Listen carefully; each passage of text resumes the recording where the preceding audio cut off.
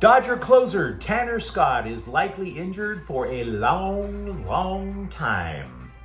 LeBron James allegedly considered leaving the Lakers for Dallas, but he didn't.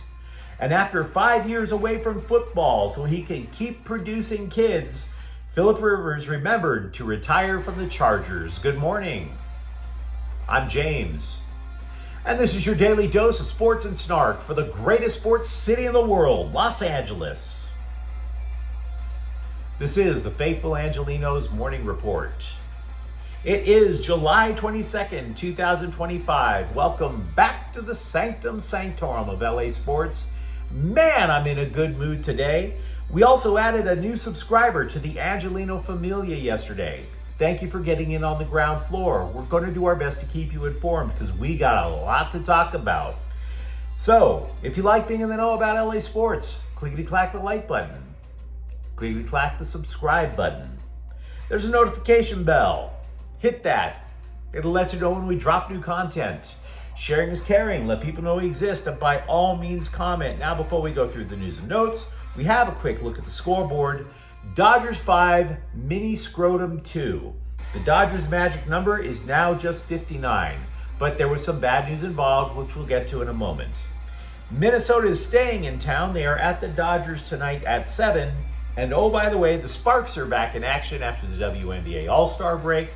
They will be playing at Washington at 4:30. So with that said, what do you say we get to the news?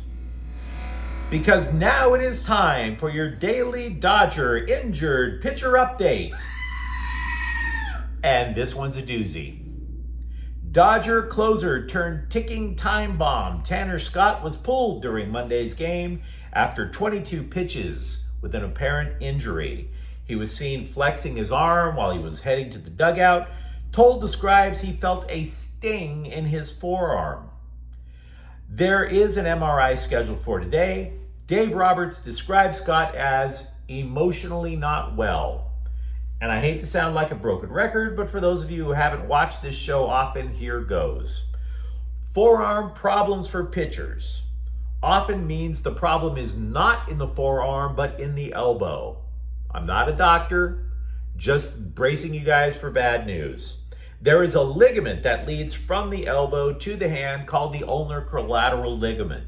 And if that thing goes pop, yeah, you feel it in the forearm, but it means Tommy John surgery. See ya in 2027. This is not a prediction, nor is it a spoiler. I'm just bracing you for the worst case scenario. Because frankly, the way the Dodgers treat their pitchers, this is not surprising at all. The Dodgers seem to always have a table at the Cedars-Sinai operating room on reservation for the next Tommy John surgery. We've seen this movie before. Seriously, how many times do Dodger pitchers get Tommy John surgery and on the way they find out at the hospital there's a valet waiting for them, a maitre d', perhaps even a nice wine set up by the sommelier? It's always going on with the Dodgers. But the Dodgers will kind of be vague about it. Oh, there's just forearm discomfort, until they finally admit that the dude needs a knife and a graft from a cadaver. We have seen this story before. Now, statistically speaking, losing Scott might not be a major loss. I realize that sounds cold-blooded, but we also embrace reality here. Scott has blown a major league leading 7 saves this year. So who replaces him? Well, you could be looking at former Texas closer Kirby Yates, but he's been a little sketch. Former White Sox closer Michael Kopech was injured twice this year, and Blake Trinan is still in rehab. So believe you me, all those trade rumors that you hear about the Dodgers, they're going to be laser focused on improving the bullpen. Now, on the positive side with the Dodgers, Freddie Freeman was back in the lineup Monday against Minnesota. Moreover, he told the scribes that over the weekend, he finally fixed his swing, which is a delight because that would be the only guy in the Dodgers' big three with a fixed swing. Freeman has hit less than 200 since the end of May, but he noticed that he needed to make an adjustment to where he placed his right ankle. That is part of his timing mechanism in his swing. So all of a sudden, he says the ball is coming off the bat a lot better. He did get a hit last night, if it matters. There is no precise update, but Roberts added that Kike Hernandez is in a holding pattern with coming back from an elbow injury, meaning he's going to be sidelined longer than expected. Also, the Dodgers recalled right-handed pitcher Edgardo Enriquez from the AAA Midwest Manure Pit to make room for the guy on the roster, Lou Trevino, designated for assignment. So lots of good stuff, or interesting stuff, I should say, to talk about with the Dodgers. Let me know what you think in the comments thread. Meanwhile, with the Lakers, The Athletic is reporting that LeBron James considered going to Dallas this offseason. Sure he did. Sure. Oh, of course he would. How cool it would have been to be reunited with Kyrie Irving and Anthony Davis. How cool. Yeah, all LeBron would have to do is sign a mid-level exception for about 5 or 11 mil after turning down 52.6 million. Really? And leaving his family? And leaving his businesses? And not living in a brand new house that he built over the hills of LA? Oh, and by the way, ruining a chance for his kid to develop into an NBA player. Yeah. He was so close to playing for damn near minimum wage in Dallas. Sure, he considered the Mavericks. Now, to be clear, I bet he wished he could go to Dallas. It wouldn't surprise me. But once again, LeBron James is a middle-aged man. And middle-aged men, I would know, have to come to terms with their place in the world. Even when you're a guy like LeBron James. When you're in your middle-aged years, you have to do things. You can't always be a 3-year-old kid and think the world revolves around you. You can't tell your boss in your 50s what you could in your 20s. When you were in your 20s, you would have no problem telling your boss to kiss off and that you're taking your talents from Abercrombie and Fitch over to Hot Topic. That's in your 20s. When you start hitting your 40s, you have family, you have investments that you have to protect. So, it took LeBron James 40 years, but now he's maturing into a grown man right in front of our very eyes. It's adorable when you think about it. So yeah, I bet he did consider it, but the only reason we know about it, it's a passive-aggressive trial balloon. Reality is a mug. It even hits LeBron James. He had to watch out for his family and take the check. But that is not the bad news for the Lakers. It isn't. The bad news is that Dalton Knecht didn't have a good summer league. See, I was claiming going into the whole Vegas tournament that the Lakers knew what they had in Knecht, right? So if you know what you have in Knecht, the big story was Bronny James's development. Man, I was wrong. I will tell you that I'm wrong. Dalton Knecht hit on only 28% of his shots. 10.3 points per game against a bunch of G League randos is not going to move you up in the rotation, my dude.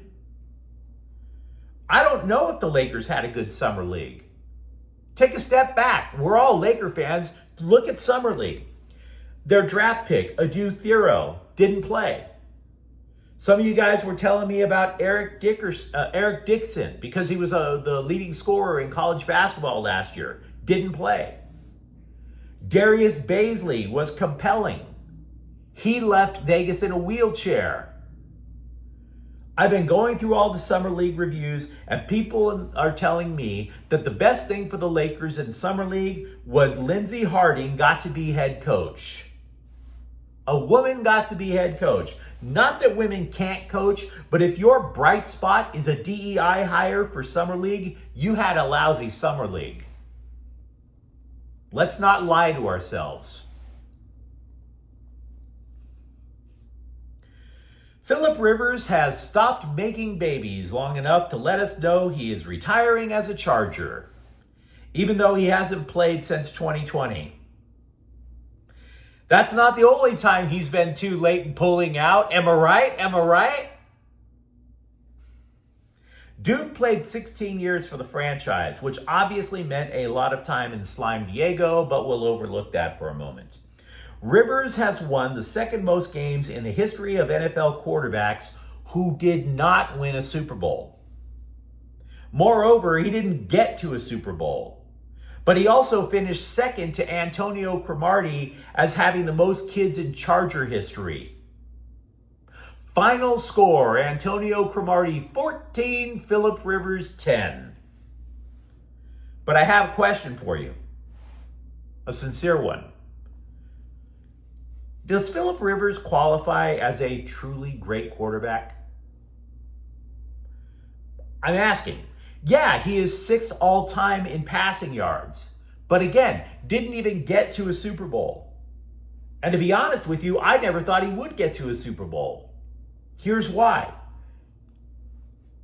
He loved trash talking too much. You don't normally win Super Bowls with trash talking quarterbacks. Winning quarterbacks, the true greats of all time, are so locked into the film room that studying the opponent's defense that they have no time to brush up on their jokes. How many consistent trash talkers won the Super Bowl? I can think of two: Jim McMahon, Aaron Rodgers, and then who else? So my question is, and I'm not trying to sit there and just blast the guy, but does Philip Rivers really qualify as one of the game's all-time greats? He'll get to the Hall of Fame. But if you're talking Mount Rushmore, who puts Philip Rivers there? Would you? I wouldn't. As for the Bolts of today, they have signed running back Nyheim Hines, who hasn't played in 2 years. He blasted out his anterior cruciate ligament in a jet ski accident. Now, it's not that this move is a steal. The Chargers have been down to just 2 running backs in their last 3 practices. And it also makes you wonder about the extent of Najee Harris's eye injury. One potential position battle in Chargers camp appears to be heading to a rapid conclusion. Denzel Perryman for inside linebacker over Junior Colston. Perryman has been taking all first-team reps for the last 2 practices next to Dayon Henley. An offensive lineman, Rashawn Slater, has missed 2 consecutive practices. He's lifting, participating in some drills. Today, by the way, is the first practice for the Chargers in pads. I think we live in a pretty polite society. I do. I say that because the only time I hear people saying, "Damn, bro, you're old," is when people see me with my wife. And I say this because I don't think people appreciate just how decrepit the Clippers roster actually is. Last year, the Clippers were the second oldest team in the NBA. So what did they do in the offseason? They added 37-year-old Brooke Lopez, 32-year-old Bradley Beal, 40-year-old Chris Paul, and a truck full of prune juice. They traded for John Collins, but he's going to be the youngest dude in the Clippers rotation at 28. This is an old-ass team. But Lawrence Frank is telling the scribes what my wife says to people. Hey, what's age? It's just a number, am I right? Now, earlier today, CBSSports.com published an article on the Clippers' approach to building a team, how they're going against the grain by adding experience. But in the same column, the scribe undercut his own argument. He was talking about the Lakers, how they went old by adding Gary Payton and Karl Malone once. True, but the Lakers got ran in the NBA Finals. 4 years ago, the Brooklyn Nets, yeah, they were old. They finished second in the Eastern Conference. They got bounced in the second round. And by the way, that roster still had a young Kevin Durant and Kyrie Irving. That Lakers team with Karl Malone still had a super young Kobe Bryant. I can only recall two oldest teams in the NBA that won the ring. The 2011 Dallas Mavericks and the Bad Boy Pistons. Both played the same way. They walked up the ball, up the court, and then they played super hardcore defense. So the reason I'm telling you this, if you're a Clipper fan, I'm not trying to say they're going to crash and burn.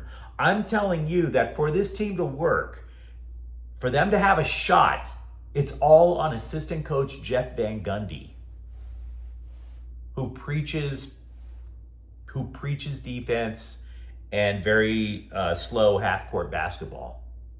Just letting you know. Angel City FC has signed forward Casey Fair to a 3-year extension. Then they immediately loaned her to a club in Sweden so she could develop her game. Now, Fair was the youngest person to ever play in a Women's World Cup that was back in South Korea in 2023. To be clear, she's no longer jailbait, but that doesn't mean it's okay for you guys to start creeping. But you let me know what you think in the comments thread. Talk to me about the state of the Dodger bullpen without Tanner Scott. For that matter, do you buy into the idea that LeBron James was actually going to leave to go to the Mavericks? And if you enjoy the content, don't forget to subscribe to Faithful Angelenos. We're talking LA sports every single day here. Thank you for watching. I'm James, and we'll be back tomorrow. Faithful Angelenos is a Quiam Corte El Queso production. Take care.